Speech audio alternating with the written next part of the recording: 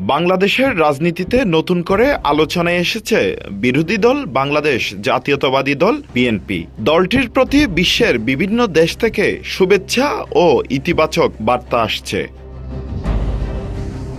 বিভিন্ন যোগাযোগ মাধ্যমে সাম্প্রতিক রাজনৈতিক প্রেক্ষাপটে বিএনপিকে শুভেচ্ছা জানিয়েছে কয়েকটি প্রভাবশালী দেশ। এসব বার্তায় গণতান্ত্রিক মূল্যবোধ, রাজনৈতিক অংশগ্রহণ এবং শান্তিপূর্ণ রাজনৈতিক পরিবেশের কথা তুলে ধরা হয়েছে।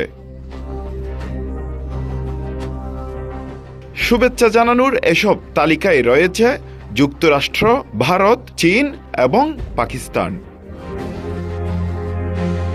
রাজনৈতিক বিশ্লেষকদের অনেকেই মনে করছেন এই শুভেচ্ছা বার্তাগুলো সরাসরি কোনো রাজনৈতিক অবস্থান নয়, বরং বাংলাদেশের চলমান রাজনৈতিক পরিস্থিতি নিয়ে আন্তর্জাতিক পর্যবেক্ষণের একটি ইঙ্গিত। সব মিলিয়ে বিভিন্ন দেশের এই শুভেচ্ছা বার্তা দেশের রাজনীতিতে কী প্রভাব ফেলে সেদিকেই এখন নজর সবার। Desk news, CTG post.